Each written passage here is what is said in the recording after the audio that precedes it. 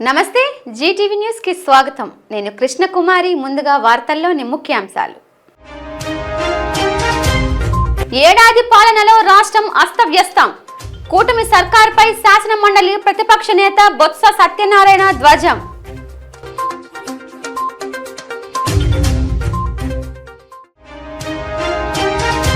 YCP నేత Perni నానిపై మండిపడ్డ TDP నాయకులు కొనకళ్ళ నారాయణ, బోడే ప్రసాదులు. చీకట్లో నరికేయండి అంటూ క్రూరత్వాన్ని నింపుతున్నారని ఆరోపణ. ఆంధ్ర ప్రీమియర్ లీగ్ కి సిద్ధమవుతున్న విశాఖ. వివరాలు వెల్లడించిన APL governing council chairman Sujay Krishna Rangarao. కూటమి ప్రభుత్వం అధికారంలోకి వచ్చిన ఏడాదిలో రాష్ట్రంలో అన్ని రంగాలు అస్తవ్యస్తమయ్యాయని శాసన మండలి విపక్ష నేత మాజీ మంత్రి బొత్స సత్యనారాయణ ఆగ్రహం వ్యక్తం చేశారు. ఏడాది కూటమి పాలనలో రాష్ట్రం అల్లకల్లోలంగా అరాచక పాలన సాగుతోందని ఆయన మండిపడ్డారు. విశాఖపట్నంలోని తన క్యాంపు కార్యాలయంలో మీడియాతో మాట్లాడుతూ ఏ వర్గము ఈ పాలన పట్ల సంతృప్తిగా లేదని తేల్చి చెప్పారు. గత కొన్ని సంవత్సరాలుగా రైతులు సంపాదించుకున్న సంపద అంతా ఆవిరైపోవడంతో రైతులు తీవ్ర ఇబ్బందులు పడుతున్నారని స్పష్టం చేశారు. మాటలు తప్ప ప్రభుత్వం నుంచి విసమెత్తు సాయం కూడా అన్నదాతలకు అందకపోగా రైతులను అత్యంత అసభ్యకరంగా హేళన చేస్తూ దండుపాలెం బ్యాచ్ అంటూ మాట్లాడడంపై బొత్స తీవ్ర ఆవేదన వ్యక్తం చేశారు. అలాగే అభివృద్ధిలో కాదు, డ్రగ్స్ లో వైజాగ్ అంతర్జాతీయ నగరంగా మారుతుందని, అందుకు కూటమి ప్రభుత్వమే కారణమని విమర్శించారు. ప్రభుత్వం తాలూకా సహాయం వారికి అందరికీ మాటే తప్ప చేతుల్లో కనిపించట్లేదు. పైపెచ్చు రైతులు కించపరుస్తూ మాట్లాడుతున్నారు. దండుపాలెం బ్యాచ్ అని రైతులు అలా అంత అసభ్యకరంగా, అంత హేళనగా వారు మాట్లాడుతున్నారు. ప్రతిపక్ష పార్టీగా మా బాధ్యత నిర్వర్తించి మా కార్యక్రమాలు మా నాయకుడు మేము చేస్తుంటే, ఎప్పుడైతే మా అధ్యక్షుడు జగన్మోహన్ రెడ్డి గారు రైతు గురించి మాట్లాడితే అప్పుడు వాళ్ళకి గుర్తొస్తుంది. అప్పుడు వాళ్ళ గురించి ఆ కార్యక్రమం చేయాలని తపంతో ఆలోచిస్తారు. అప్పటికి ఆ కార్యక్రమం చేసిన అయిపోతుంది. అవతల కాలిన తర్వాత చేతి కాలిన తర్వాత ఆకులు పట్టుకుంటే ప్రయోజనం పరిస్థితిలో వస్తుంది. చూస్తాం నిన్న మొన్న జరిగిన సంఘటన. మామిడి రైతులు రాష్ట్రంలో పడుతున్న బాధలు, ముఖ్యంగా చిత్తూరు జిల్లాలో. అక్కడికి వెళ్తే అట్టాసంగా అప్పుడు తెలిసిన వాళ్ళకి ఢిల్లీకి వెళ్ళాలి, ఢిల్లీని అడగాలి. చంద్రబాబు నాయుడికి కానీ, మంత్రులకు కానీ, కేంద్ర మంత్రికి కానీ అప్పుడు పరిగెడుతున్నారు. పరిగెట్టిన కాదు కదా, మళ్ళీ తిరిగి మాట్లాడుతున్నారు. ఏమని? అంతా అయిపోయింది కదా, సీజన్ ఇప్పుడు ఎందుకు మరి ఆయన పర్యటన చేస్తానని. అంతా సీజన్ అయిపోతే ఇప్పుడు ఎందుకు మరి ఢిల్లీకి? ఈ నెల 15వ తేదీన నక్కపల్లి ప్రభుత్వ జూనియర్ కాలేజీలో స్కిల్ డెవలప్మెంట్ కార్పొరేషన్ ఆధ్వర్యంలో మెగా జాబ్ మేళా జరగనుందని, ఈ మేళాలో రాష్ట్ర హోంమంత్రి అనిత వంగలపూడి ఆధ్వర్యంలో జరుగుతోందని, యువతకు ఉద్యోగ ఉపాధి అవకాశాలు కల్పించాలనే లక్ష్యంతో ఈ జాబ్ మేళా నిర్వహిస్తున్నట్లు పాయకరావుపేట నియోజకవర్గ కన్వీనర్ కొప్పిశెట్టి వెంకటేష్ తెలిపారు. అనకాపల్లి జిల్లా పాయకరావుపేట నియోజకవర్గం నక్కపల్లి తెలుగుదేశం పార్టీ కార్యాలయంలో ఏర్పాటు చేసిన విలేకరుల సమావేశంలో ఆయన మాట్లాడుతూ దాదాపు 15 ప్రముఖ కంపెనీలు ఈ జాబ్ మేళాలో పాల్గొనబోతున్నాయని, ప్రతి ఒక్కరూ ఈ అవకాశాన్ని సద్వినియోగం చేసుకోవాలని ఆయన కోరారు. ఈ జాబ్ మేళాకి సుమారుగా జిల్లాలో ఉన్నటువంటి 15 కంపెనీలు ఇంటర్వ్యూలు చేయబోతున్నాయి. 10th నుంచి ITI, diploma, degree, any degree ఏదైనప్పటికీ కూడా వాళ్ళ అవసరాన్ని బట్టి ఆ కంపెనీల్లో జాబులు ఇవ్వబోతున్నారు.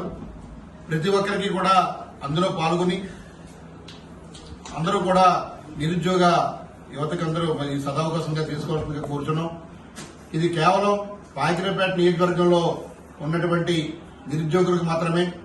ఈ విషయంలో అందరూ కూడా నాయకులందరూ అలాగే ప్రజలందరూ అందరికీ తెలియచేయాల్సిన అవసరం ఉంది. ఈ ప్రెస్ మీట్ ద్వారా అనితమ్మ గారి ఆదేశాల మేరకు ఈ రోజు ప్రెస్ ద్వారా నిరుద్యోగులందరికీ ఈ విషయాన్ని తెలియజేస్తున్నాం. అలాగే మీ గ్రామంలో ఉన్నటువంటి గ్రామ సెక్రటరీ ద్వారా కూడా మరి ఎండిఓల ద్వారా గ్రామ సెక్రటరీ ద్వారా సచివాలయ సిబ్బంది ద్వారా కూడా అందరికీ తెలుస్తాయి. ఇప్పటికే గ్రామంలో ఎక్కడెక్కడ డిగ్రీ చదువుకున్న యూత్ ఉన్నారో యువకులు ఉన్నారో వాళ్ళందరినీ కూడా సచివాలయంలో బయోడేటాలు తీసుకోమని చెప్పి ఎంపీ గారు ఆదేశించడం జరిగింది. అది కాకుండా మరి రాబోయే కంపెనీల కోసం మరి ఆ బయోడేటాలు తీసుకోవడం జరిగింది. మరి ఇప్పుడు వాళ్ళకి వీళ్ళకి కూడా ఇందులో ఎప్పటికప్పుడు కూడా ప్రతి 6 నెలలకు ఒకసారి ఆ రోజు జాబ్ మేళా పెడతామని అంతా హామీ ఇవ్వడం జరిగింది. ఆ హామీలో భాగంగా ఈ రోజు రేపు 15వ తారీఖున నక్కపల్లిలో ఈ కార్యక్రమం పెడతాం. అలాగే మళ్ళీ ఇంకో 6 నెలలు ఇంకో మండలంలో ఈ కార్యక్రమం పెట్టి మరి ఈ నియోజకవర్గంలో ఉన్నటువంటి నిరుద్యోగ యువతలందరికీ కూడా ఉపాధి కల్పించడానికి అవకాశాలు కల్పించినందుకు మా అనితమ్మ గారికి ప్రత్యేక ధన్యవాదాలు తెలియజేసుకుంటున్నాను. సంక్షేమం అభివృద్ధి రెండు కళ్లుగా భావించి రాష్ట్రాన్ని సుపరిపాలన వైపు పయనింప చేస్తున్న ముఖ్యమంత్రి చంద్రబాబుపై అనుచిత వ్యాఖ్యలు చేయడం సరికాదని వైసీపీ అధినేత జగన్మోహన్ రెడ్డి కోవలోనే ఆ పార్టీలో ఉన్న ముఖ్య నాయకులు కూడా పయనిస్తున్నారని, అధినేత రప్పా అంటే నాయకులు చీకట్లో నరికేయండి అంటూ విద్వేషకర వ్యాఖ్యలు చేయడం వారిలో ఉన్న క్రూరత్వానికి నిదర్శనమని టీడీపీ నాయకులు కొనకళ్ళ నారాయణ, బోడ ప్రసాదులు మండిపడ్డారు. కూటమి ప్రభుత్వం ప్రజాస్వామ్య ప్రభుత్వం, ప్రజలు ఎన్నుకున్న ప్రభుత్వం. ప్రజాస్వామ్యాన్ని అంతం చేయటానికి వైసీపీ శ్రేణులు కుట్రలు చేస్తూ ఉన్నారు. మా నాయకులు చంద్రబాబు నాయుడు గారు మాకు స్ఫూర్తి. పదే మాకు మా నాయకులు చెప్పేది చిన్న పొరపాట్లు కూడా చేయకుండా మనం ప్రజాప్రతినిధులుగా ఉన్నప్పుడు ఎక్కడా కూడా చిన్న పొరపాటు చేయకుండా మనం చేసే ప్రతి పని కూడా ప్రజలు గమనిస్తూ ఉంటారు. ఏదైనా తప్పు జరిగితే మిమ్మల్ని క్షమించను అని చెప్పేసి చంద్రబాబు నాయుడు గారు చెప్తూ ఉంటారు. ఎక్కడా కూడా ఏ వ్యక్తికి కూడా హాని చేయమని కానీ లేకపోతే ఇలా చేయండి అని కానీ ఏ రోజు కూడా చెప్పరు. చిన్న పొరపాటు కూడా మన నుంచి జరగకూడదని చెప్తూ ఉంటారు. కానీ జగన్మోహన్ రెడ్డి మాజీ ముఖ్యమంత్రిగా చేసిన వ్యక్తి ప్రజలను ఉద్దేశించి, వారి పార్టీ కార్యకర్తలను ఉద్దేశించి మరి ఆయన చేసిన వ్యాఖ్యలు, ఎవరో ఒక కార్యకర్త రప్పా అని చెప్పి ఒక డైలాగ్ చెప్తే ఈయన ఎమ్మెల్యేల సాక్షిగా రప్పా నరకం అంటే తప్పేంటి అన్నారు అని అంటే ఆయన యొక్క మానసిక పరిస్థితి ఏ విధంగా ఉంది అనేది ప్రజలందరూ కూడా గమనిస్తూ ఉన్నారు. ఒక వైకాపా అధ్యక్షుడిగా, రాష్ట్ర అధ్యక్షుడిగా, మాజీ ముఖ్యమంత్రిగా ప్రజాప్రతినిధులకు ఇచ్చే స్ఫూర్తి ఇదేనా అని చెప్పి మేము అడుగుతా ఉన్నాం. అలాగే ఈ రోజున కృష్ణా జిల్లా వైకాపా అధ్యక్షుడు ఆయనైతే రప్పా నరకటం, ఇవన్నీ అరిగిపోయిన రికార్డులు, చీకట్లో కన్ను కొడితే తలలు నరికివేయండి అని చెప్పేసి ఆయన మాట్లాడుతూ ఉన్నారు. మా నాయకులు అభివృద్ధి సంక్షేమం చేసి ప్రజల యొక్క మన్ననలు పొందండి అని చెప్పేసి పదే చంద్రబాబు నాయుడు గారు చెప్తా ఉంటే వీరు మాత్రం 10 మందికి స్ఫూర్తినివ్వాల్సిన వీరు హత్యలు చేయండి లేకపోతే తలలు నరకండి అని చెప్తా ఉన్నారు అని అంటే ఈరోజు ఏ విధంగా వీళ్ళ యొక్క మానసిక పరిస్థితి, వీళ్ళ యొక్క పార్టీ యొక్క ఆలోచనలు ఏ విధంగా ఉన్నాయనేది ఒకసారి ప్రజలందరినీ కూడా గమనించమని చెప్పేసి మేము కోరుతా ఉన్నాం. హింస, విధ్వంసం వైసీపీ యొక్క పాలసీ అని చెప్పేసి మేము చెప్తా ఉన్నాం. ఇది పేరు నాని వ్యాఖ్యల ద్వారా మరొకసారి మరి స్పష్టమైంది. వైసీపీ నేతలు రప్పా రప్పా నరికేస్తాం అనేది రాజారెడ్డి రాజ్యాంగం. ఇది అంబేద్కర్ గారి రాజ్యాంగం, కూటమి ప్రభుత్వం అని చెప్పి ఈ సందర్భంగా తెలియజేస్తా ఉన్నాం. జగన్మోహన్ రెడ్డి నిరంకుశ పరిపాలనకు, అవినీతి పరిపాలనకు ప్రజలు గుణపాఠం చెప్పి ప్రతిపక్ష హోదా కూడా ఇవ్వకుండా ఘోరంగా మిమ్మల్ని రాజకీయాల్లో ఓడించారు. కూటమి ప్రభుత్వానికి స్వాతంత్రం వచ్చిన తర్వాత కన్నీవిని ఎరుగని రీతిలో అత్యంత అధిక మెజార్టీ ఇచ్చి అధికారాన్ని ఇచ్చారు. మీరు ఓడిపోయిన అవమానంతో, అసూయతో కూటమి ప్రభుత్వం చేస్తున్నటువంటి అభివృద్ధిని చూసి ఓర్చలేక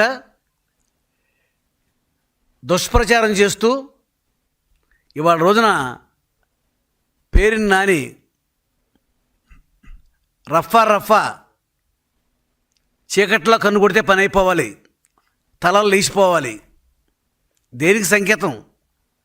నువ్వు ఒక మాజీ మంత్రివి, జిల్లా పార్టీ అధ్యక్షుడిగా ఉన్నావు, ప్రజాస్వామ్యాన్ని పరిరక్షించే విధంగా మాట్లాడాలి. కానీ ఇవాళ హింసను రేకెత్తించే విధంగా చీకట్లో కన్ను కొడితే పని అయిపోవాలి, తలకాయ లేచిపోవాలి.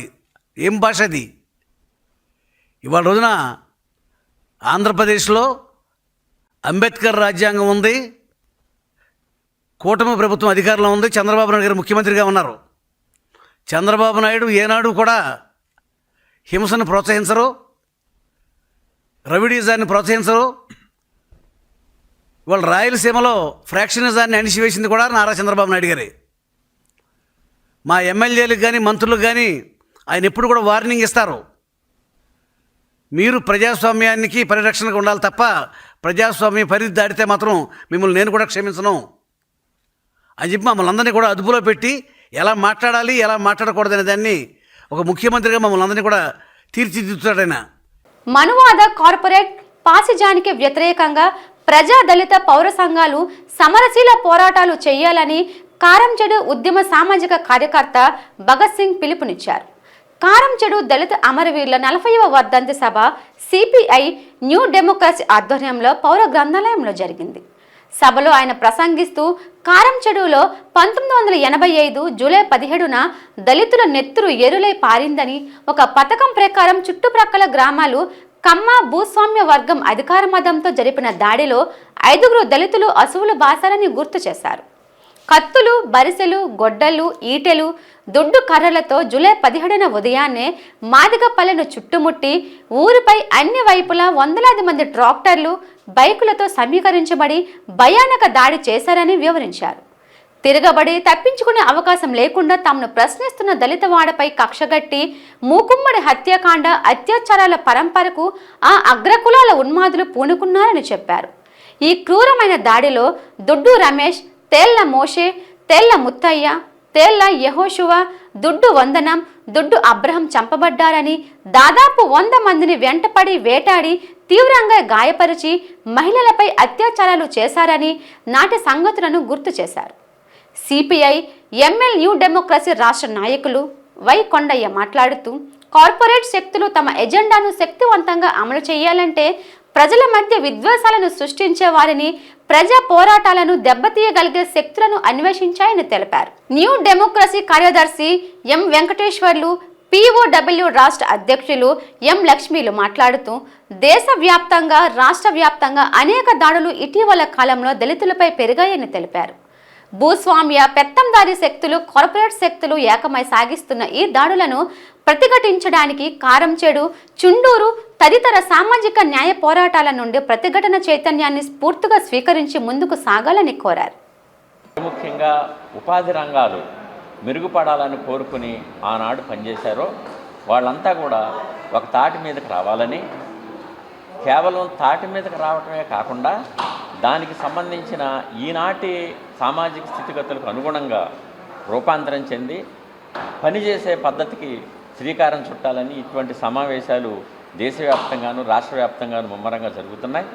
అందులో న్యూ డెమోక్రసీ దగ్గర ఒక 11 రోజుల కార్యక్రమాన్ని తీసుకుని ఇది రాష్ట్ర వ్యాప్తంగా ముమ్మరంగా అమలు చేస్తున్న విషయం మనందరికీ తెలుసు. అందులో మీరందరూ భాగస్వాములు అవ్వాలని, కారంచేయుడు కేవలం ఒక నామవాచకమే కాదు, కారంచేయుడు ఇలాంటి సంఘటనలకు మరీ జరగకుండా చూడాలని ప్రయత్నం చేసిన ఒక చారిత్రక ఘటన. దాని ద్వారా చట్టాలు మారాయి. దేశంలో అనేక చర్చలు న్యాయపరమైన విషయాల్లోనే కాకుండా సామాజిక చట్టంలో అనేక మార్పులు తీసుకురావడానికి జరిగిన కృషిలో ఇవాళ మళ్ళీ మనమంతా ఒక చోటకు వచ్చి దానికి రూపకల్పన చేయడానికి పూనుకున్నందుకు ఈ వేదిక, ఈ కార్యక్రమం, ఈ చర్చ, ఈ సమావేశం నిర్వహించడం జరుగుతూ ఉంది. కారంచేడు అనేది ఒక అద్భుతమైన సామాజిక అణచివేతకు వ్యతిరేకంగా సాగిన పోరాటం, ఐక్యంగా సాగిన పోరాటం. ఆనాడు ఎస్సీ ఎస్టీ అట్రాసిటీ యాక్ట్కి ఏదైతే ఉందో దాని యొక్క పుట్టుకకి కారణం కారంచేడు ఘటన. ఒక దళిత విప్లవ శక్తుల యొక్క ఐక్యతకి నాంది పలికింది, మహోన్నత మానవుని పరిచయం చేసింది, ఐక్య ఉద్యమాల యొక్క శక్తిని తెలియజేసింది. తద్వారా ఈరోజు పీడిత కులాలందరూ కూడా కలిసి ఒక శక్తివంతంగా పోరాటం చేయాలని చెప్పేసి ఆనాడు ఈరోజు కారంచేడును ఒక ఉదాహరణగా చూపిస్తున్నారు. ఎవరైతే పీడిస్తున్నారో వాళ్ళు, మీ అందరికీ కూడా కారంచేడులో దళితులకు పట్టిన గతే పడుతుంది, మీరు హక్కుల గురించి మాట్లాడితే, లేకపోతే సమానత్వం గురించి మాట్లాడితే, వీటన్నిటి గురించి కూడా కదా అన్నాడు. కనీసం తాగడానికి నీళ్ళ గురించి మాట్లాడినాం, కనీసపాటి మానవ హక్కుల గురించి మాట్లాడినా కానీ ఆ నరమేధం అనేది సృష్టించబడింది. నరికి వేటలతో వెంటాడి చంపిన పరిస్థితి ఉన్నది. ఆ విధంగా మీరు మా చెప్పు చేతల్లో మా కనుసనలో ఉండాలి తప్ప హక్కుల కోసం మీరు మాట్లాడటానికి వీల్లేదని చెప్పిన దానికి వ్యతిరేకంగా మేము మనుషులమే, మాకు మానవ హక్కులు ఉన్నాయి. కాబట్టి ఈ మానవ హక్కులని సమర్థించిన దేశమంతా ఉన్న మానవతావాదులందరూ కూడా అద్భుతమైన సంఘీభావన ప్రకటించి వాళ్ళందరూ కూడా అండగా నిలబడటం జరిగింది. కేవలం ముఖ్యమంత్రి చంద్రబాబు నాయుడు కనుసన్నల్లోనే రాష్ట్రంలో కల్తీ మద్యం ఏరులై పారుతుందని, నాసిరకం మద్యం సేవించి ప్రాణాలు కోల్పోతున్న లక్షలాది మంది కుటుంబాల గోడు ముఖ్యమంత్రికి వినబడ్డం లేదని మాజీ మంత్రి మెరుగు నాగార్జున ఆరోపించారు. ఈ కల్తీ మద్యాన్ని ఈ రాష్ట్రంతో పాటు ఇతర రాష్ట్రాలు, యానాంకి, కర్ణాటకకి, తమిళనాడుకి కూడా సప్లై చేయిస్తా ఉన్నారు. ఎందుకంటే అధికారం ఉంది, యూనిట్ అంతా వాళ్ళ చేతిలో ఉంది, యంత్రాంగం వాళ్ళ చేతిలో ఉంది. ఇక్కడ ఒక పక్కన జరిగిపోతూ ఉంటే వీటిని ప్రక్క రాష్ట్రాలకు కూడా తరలించి అమ్మకాలు, వ్యాపారాలు చేస్తూ ఉన్నారంటే ఈ రాష్ట్రంలో ఎంత నిస్సిగ్గుగా పరిపాలన జరుగుతూ ఉందో అర్థమవుతూ ఉంది. ఎందుకంటే రాష్ట్రంలో దరిదాపు 3,396 ప్రైవేటు మద్యం దుకాణాలు ఉన్నాయి, 75,000 బెల్ట్ షాపులు ఉన్నాయి. వీటన్నిటి ద్వారా కల్తీ మద్యాన్ని బ్రాండెడ్ మద్యం లాగా ఏసీ బ్లాక్ కానీ, ఓల్డ్ అడ్మిరల్ కానీ, SPY 999 కానీ వాటి పేరుతో ఇవన్నీ బ్రాండెడ్ కంపెనీలు అని చెప్పి పేద ప్రజల యొక్క ప్రాణాలకు ఈరోజు వెలకట్టలేని స్థితిలో ఈరోజు ప్రజలు చనిపోతూ ఉంటే ఇవన్నీ అమ్మకాలను పక్కగా ఈరోజు కొనసాగిస్తూ ఉన్నారు. నిజంగా ఈ ఏడాదిలో 5,280 కోట్ల రూపాయలు లిక్కర్ల ఆదాయం వస్తే దరిదాపు 48 కోట్ల కల్తీ మద్యం బాటిళ్లను విక్రయం చేసినటువంటి చరిత్ర ఆంధ్రప్రదేశ్లో ఉంది. ఈ మద్యం బాటిల్లో ఒక్కొక్క 3 బాటిల్స్కి ఒక కల్తీ మద్యం ఉందని చెప్పి ఎక్సైజ్ శాఖ వాళ్ళే చెప్తా ఉన్నారు. ఇంత దారుణమైనటువంటి పరిపాలన రాష్ట్రంలో ఉంటే నిమ్మ కురిగినట్టు మేమేదో పర్ఫెక్ట్గా చేస్తున్నామని చెబుతూ ఈ రాష్ట్రంలో టీడీపీ అధికారంలోకి వచ్చిన తర్వాత 2024-25లో మద్యం అమ్మకాల ద్వారా దరిదాపు 28,500 కోట్ల రూపాయల ఆదాయం వచ్చింది. 2025-26కి ఒక ప్లాను 35,000 కోట్ల రూపాయల ఆదాయం రావాలని ఎస్టిమేషన్తో పనిచేయిస్తూ ఉన్నారు. మొత్తం దరిదాపు క్వార్టర్ బాటిల్స్ అయితే 3వ వంతు కల్తీయే. ఆ ప్రకారం దరిదాపు 48 కోట్ల క్వార్టర్ బాటిల్స్ని కల్తీ మద్యమాన్ని విక్రయిస్తున్నటువంటి పరిస్థితి ఈ రాష్ట్రంలో ఉంది. ఒక్కొక్క క్వార్టర్ బాటిల్ 110 రూపాయలు చొప్పున విక్రయిస్తే దరిదాపు 5,280 కోట్ల విలువైన కల్తీ మద్యమాన్ని తాగించి సొమ్ము చేసుకుంటా ఉన్నారు దీనికి బాధ్యత ఎవరు అని చంద్రబాబు గారిని అడుగుతా ఉన్నా. గతంలో నిర్వహించిన ఏపీఎల్ 3 సీజన్ల కంటే ఏపీఎల్ సీజన్ 4ను చాలా ప్రతిష్టాత్మకంగా నిర్వహించబోతున్నామని, క్రికెట్లో కొత్త టాలెంట్ను ప్రోత్సహించడానికి ఆంధ్ర ప్రీమియర్ లీగ్ ఒక చక్కటి వేదికగా నిలుస్తోందని APL governing council chairman Sujayakrishna Rangarao, ACA secretary, Rajya Sabha MP Sana Satish బాబు అన్నారు. ఆంధ్ర ప్రీమియర్ లీగ్ సీజన్ 4కి సంబంధించి పూర్తి వివరాలు తెలియజేసేందుకు ఏసీఏ, వీడీసీఏ ఇంటర్నేషనల్ క్రికెట్ స్టేడియంలో మీడియా సమావేశం నిర్వహించారు. ఏపీఎల్ గవర్నింగ్ కౌన్సిల్ చైర్మన్ రావు వెంకట సుజయకృష్ణ రంగారావు మాట్లాడుతూ, ఆగస్టు 8 నుండి ప్రారంభం కానున్న ఏపీఎల్ సీజన్ 4 మ్యాచ్లు ఐపీఎల్ తరహాలో నిర్వహిస్తున్నట్లు తెలిపారు. గ్రామీణ ప్రాంతాల్లో ఉన్న క్రికెట్ ప్లేయర్స్ టాలెంట్ను వెలికి తీయడానికి ఏపీఎల్ వంటి టోర్నమెంట్లు దోహదపడతాయన్నారు. అనంతరం ACA secretary, Rajya Sabha MP Sana Satish బాబు మాట్లాడుతూ, ఏపీఎల్ సీజన్ 4లో జరగబోయే 25 మ్యాచ్లు వైజాగ్ స్టేడియంలోనే జరుగుతున్నాయన్నారు. వచ్చే ఏడాది మంగళగిరి, వైజాగ్, కడప స్టేడియాల్లో ఏపీఎల్ మ్యాచ్లు ప్రాంతాల వారీగా నిర్వహిస్తామన్నారు. మారుమూల ప్రాంతాల్లోని ప్రతిభావంతులు క్రీడాకారులు ఎవరైతే ఉన్నారో వారందరికీ కూడా జాతీయ స్థాయిలో గుర్తింపు వచ్చే విధంగా ఐపీఎల్ లాంటి టోర్నమెంట్లలో పాల్గొనడానికి వాళ్ళకి అవకాశాలు వచ్చే విధంగా, తద్వారా జాతీయ టీంలో స్థానం సంపాదించుకోవటానికి ప్రతి ఒక్కరిని కూడా ఏపీఎల్ ద్వారా షోకేస్ చేయడానికి ఆంధ్ర క్రికెట్ అసోసియేషన్ ఈ ఆంధ్ర ప్రీమియర్ లీగ్ని వాడుకోవటానికి ప్రయత్నిస్తుందన్న విషయం మీ అందరికీ తెలియజేస్తున్నాను. ఈసారి ఆంధ్ర ప్రీమియర్ లీగు బిగ్గర్గా, బెటర్గా, బోల్డర్గా చేద్దామని నిశ్చయించుకోవటం జరిగింది. ఆ ప్రకారంగానే మరి ఇప్పుడు దాకా కూడా ఫ్రాంచైజీస్ని ఇన్వైట్ చేసి ఏపీఎల్లో ఇప్పటికే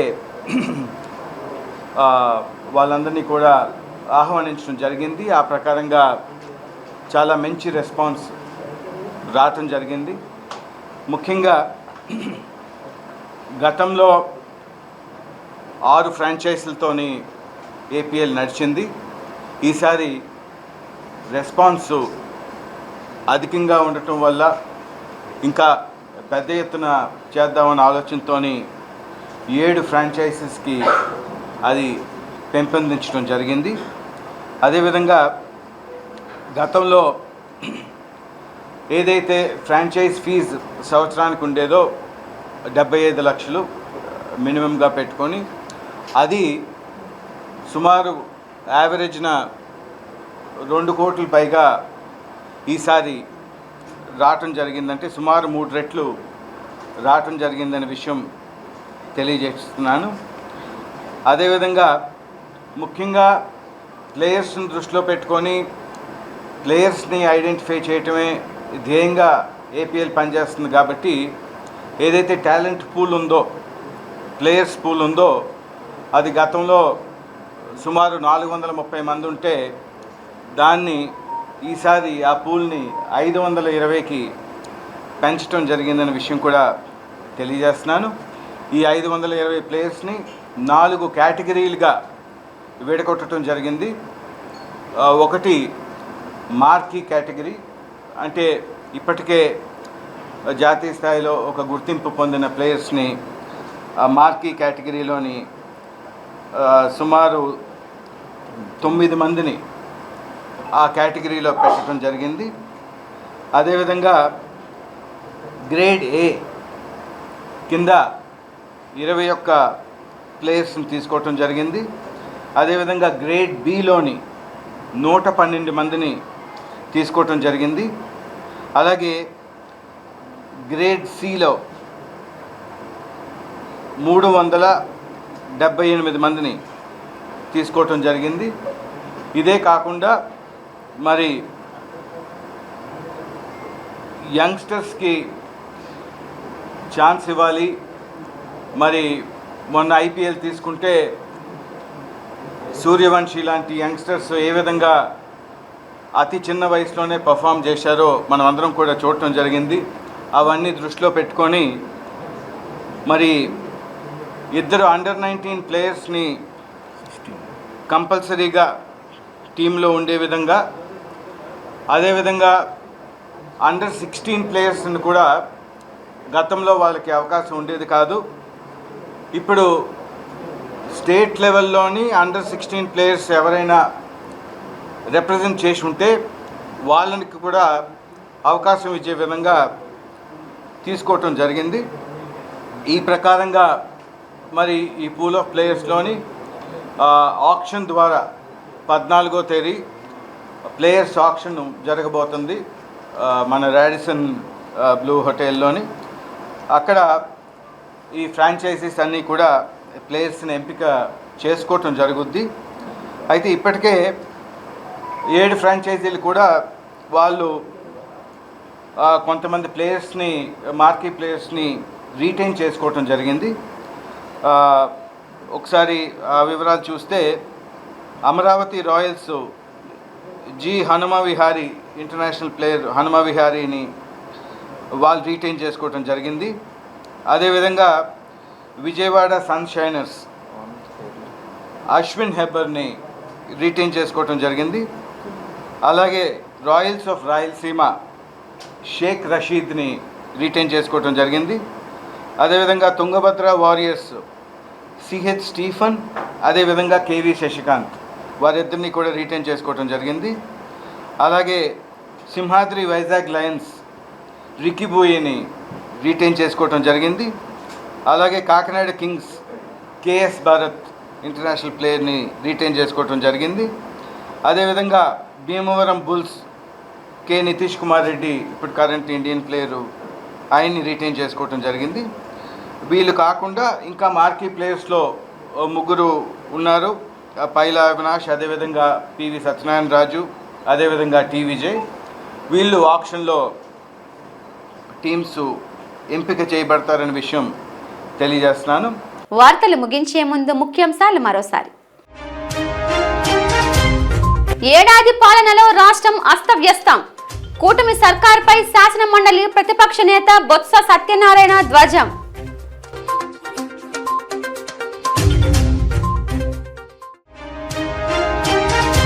వైసీపీ నేత పేర్ని నానిపై మండిపడ్డ టీడీపీ నాయకులు కొనకళ్ళ నారాయణ, బోడే ప్రసాదులు.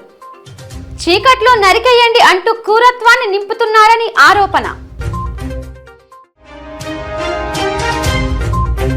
ఆంధ్ర ప్రీమియర్ లీగ్ కి సిద్ధమవుతున్న విశాఖ. వివరాలు వెల్లడించిన APL governing council chairman Sujay Krishna Rangarao. ఈ వార్తలు ఇంతటితో సమాప్తం. చూస్తూ ఉండండి జీటీవీ న్యూస్. నమస్తే.